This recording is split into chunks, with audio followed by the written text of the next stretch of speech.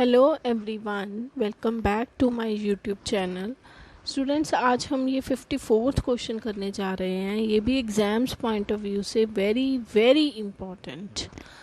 तो देखो, your company manufactures a single product, the selling price is ₹100 per unit. Currently the capacity utilization is 60% with sales turnover of 6 lakh। तो sales turnover है 6 lakh, capacity utilisation 60%, मतलब अगर वो अपनी पूरी कैपेसिटी नहीं यूज़ करते बल्कि 60% यूज़ करते हैं तो सेल टर्नओवर 6 लैक्स है। और कंपनी प्रपोज कर रही है कि वो चाहते हैं कि भी सेलिंग प्राइस रिड्यूस कर दे 20% से। अगर देखो सेलिंग प्राइस रिड्यूस होएगा, कॉस्ट नहीं रिड्यूस होएगी, तो प्रॉफिट तो कम होएंगे। अब कंपनी सेलिंग प्राइस रिड्यूस करना चाहती है but they desire to maintain the same profit position by increasing the output, assuming that the increased output could be made or sold, determine the level at which the company should operate to achieve the desired objectives। तो किस level पे company को काम करना चाहिए ताकि अपने objectives को अचीव किया जा सके। Following further data are available. Variable cost per unit पड़ती है उन्हें ₹20। सेमी वेरिएबल कॉस्ट पड़ती है जिसमें वेरिएबल कॉस्ट है ₹5 पर यूनिट, 60,000। फिक्स कॉस्ट है 2 लाख, जो कि 80% कैपेसिटी तक तो फिक्स्ड रहेगी, कांस्टेंट रहेगी। लेकिन अगर आप अपनी प्रोडक्शन जो है 80% लेवल से इंक्रीज़ करते हो तो आपको 40,000 की एक्स्ट्रा फिक्स्ड कॉस्ट भी इंकर करनी पड़ेगी। तो देखो, इस क्वेश्चन में तीनों तरह की कॉस्ट भी है, variable, semi variable and fixed. Semi variable cost कौन सी होती है? जिसमें कुछ पोर्शन फिक्स्ड होता है और कुछ पोर्शन वेरिएबल होता है। तो उन्होंने वेरिएबल का बताया हुआ है जिसको कैलकुलेट करके हम फिक्स्ड भी अलग कर लेंगे। Let's see the solution. So देखो, क्वेश्चन की स्टार्टिंग में ही आपको बताया हुआ है कि करंटली जो टर्नओवर होती है वो 6 लाख की होती है और एक यूनिट का सेलिंग प्राइस है 100। तो इसका मतलब कितने यूनिट्स बेचे जा रहे हैं? 6 लाख को हम 100 से डिवाइड करेंगे तो करंट सेल्स कितनी हो रही हैं? 6000 यूनिट की। और करंटली कैपेसिटी यूटिलाइजेशन हो रही है 60% की। तो अगर 60% कैपेसिटी पे सेल हो रही है 6000 यूनिट्स की, तो 100% कैपेसिटी पे कितने यूनिट्स की सेल होगी? अगर कंपनी अपनी फुल कैपेसिटी इस्तेमाल करे तो कितनी सेल होएगी? तो ये प्रपोर्शनेट करके 6000 अपॉन 60 मल्टीप्लाई 100 करके आ जाएगा 10,000 यूनिट्स। तो पहले तो ये हमने अभी एस्टिमेट किया है कि अगर कंपनी पूरी कैपेसिटी पे काम करती तो उसकी कितनी सेल होनी थी। अब हमारे क्वेश्चन में हमें उन्होंने 60% कैपेसिटी के अकॉर्डिंग सारा डाटा प्रोवाइड किया हुआ है। तो अब हम प्रॉफिट कैलकुलेट करेंगे कि अगर कंपनी 60% कैपेसिटी पे काम कर रही है तो उसको करंट प्रॉफिट हो कितने रहे हैं। तो देखो, आपको 3 तरह की कॉस्ट गिवन है, एक वेरिएबल, एक सेमी वेरिएबल और एक फिक्स्ड। अब वेरिएबल कॉस्ट पर यूनिट बताई हुई है ₹20। कंपनी सेल कर रही है 6000 यूनिट, तो 20 से मल्टीप्लाई किया तो उनकी वेरिएबल कॉस्ट कितनी पड़ रही है? 1,20,000। अब सेमी वेरिएबल कॉस्ट कौन सी होती है? जिसमें 2 तरह की कॉस्ट हो, उसका कुछ पोर्शन फिक्स्ड होता है और कुछ पोर्शन वेरिएबल होता है। अब वेरिएबल आपको बताया हुआ है ₹5 पर यूनिट, और ये जो डाटा है आपको 60% कैपेसिटी पे गिवन है। 60% कैपेसिटी पे हमने ऊपर कितने यूनिट्स कैलकुलेट किए हैं? 6000। तो वेरिएबल वाला पोर्शन पहले आप देख लो कितना बनता है, 6000 यूनिट्स, और एक यूनिट की कॉस्ट है 5, तो 6000 की हो गई 30,000। लेकिन जो टोटल सेमी वेरिएबल कॉस्ट है वो 60,000 गिवन है। अगर बीच में से 30 वेरिएबल है तो फिक्स्ड का पोर्शन कितना रह जाएगा? 60 में से वो 30 वेरिएबल वाला माइनस कर देंगे तो फिक्स्ड रह जाएगा 30,000। अब हमने वेरिएबल भी कर ली, सेमी वेरिएबल भी कर ली, अब आ गई फिक्स्ड कॉस्ट। अब फिक्स्ड कॉस्ट कितनी आ रही है? 2 लाख। तीनों कॉस्ट को हम ऐड अप करेंगे तो टोटल कॉस्ट आ जाएगी 3,80,000। इसके बाद आपको सेल्स गिवन है, 6 लाख। तो सेल्स में से कॉस्ट माइनस की तो प्रॉफिट आ जाएंगे 2,20,000। 20,000। दैट मीन्स अगर कंपनी 60% कैपेसिटी पे करंटली वर्क कर रही है तो कंपनी को कितने प्रॉफिट्स हो रहे हैं, 2,20,000। ये हमने एक तरह से कॉस्ट शीट प्रिपेयर करके प्रॉफिट फाइंड आउट किए हैं कि एट प्रेजेंट उनको प्रॉफिट हो रहे हैं 2,20,000। अब देखो हमारे क्वेश्चन में उन्होंने कहा क्या हुआ था कि कंपनी चाहती है कि वो सेलिंग प्राइस भी रिड्यूस कर दे और प्रॉफिट भी सेम रहे। जैसे अगर अभी प्रॉफिट 2,20,000 है तो वो फ्यूचर में 2,20,000 ही उनके डिज़ायर्ड प्रॉफिट्स हैं, वो इतने ही कमाना चाहते हैं। तो एक तो यहाँ से पता चलता है कि अब हमने डिज़ायर्ड प्रॉफिट का फॉर्मूला अप्लाई करना है और क्या करना है कि भी वो कह रहे हैं सेलिंग प्राइस रिड्यूस चाहे वो कर ले लेकिन अपने प्रॉफिट को वो रिड्यूस नहीं करना चाहते। तो सबसे पहले हम यही मान के क्वेश्चन करेंगे कि भी कंपनी जो, देखो आपको ना क्वेश्चन में एक कंडीशन गिवन है। कंडीशन कहाँ गिवन है, फिक्स्ड कॉस्ट में।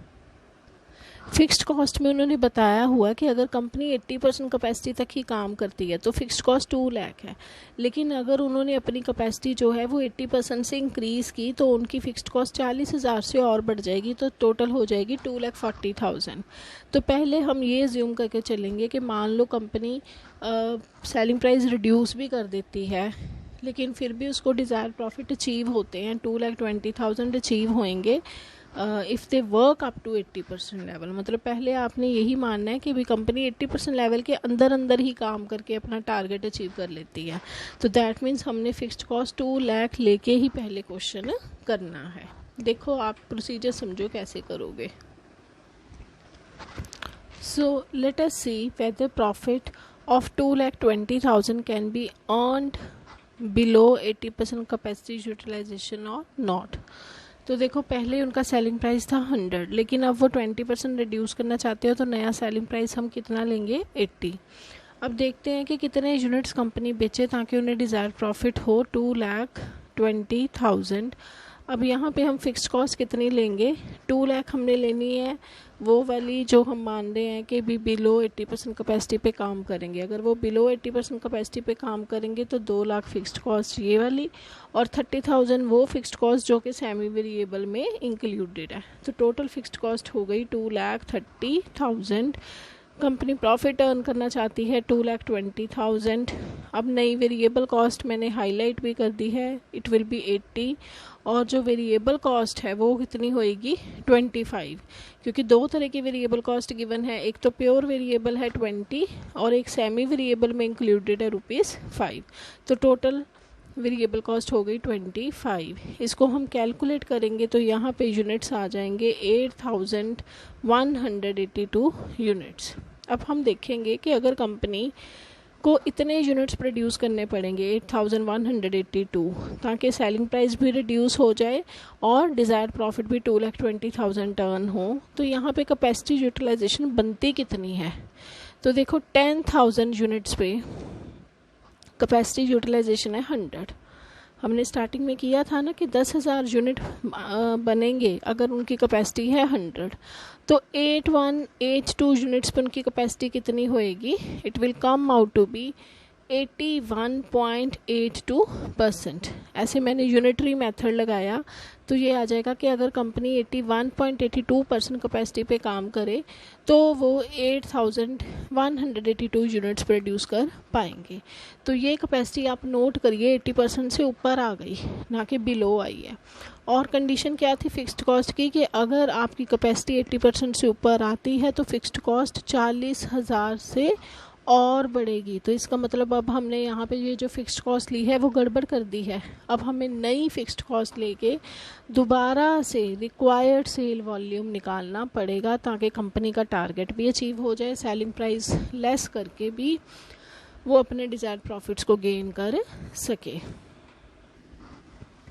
So as the capacity utilization is more than 80%, therefore fixed expenses will increase by 40,000। अब कैपेसिटी वो 80% से ज़्यादा पे काम कर रहे हैं तो उनको अपनी फिक्स्ड कॉस्ट भी 40,000 से इंक्रीज़ करनी पड़ेगी और इस लेवल पे उनकी रिक्वायर्ड सेल्स कितनी होंगी।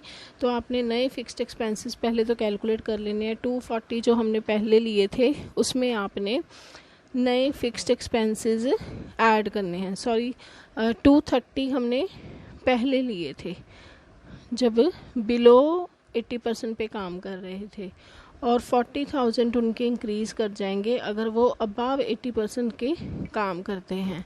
तो नई फिक्स्ड कॉस्ट आ जाएगी 2,70,000। तो 2,70,000 आ गई उनकी रिवाइज्ड फिक्स्ड कॉस्ट। और डिज़ायर्ड प्रॉफिट कंपनी अर्न करना चाहती है 2,20,000।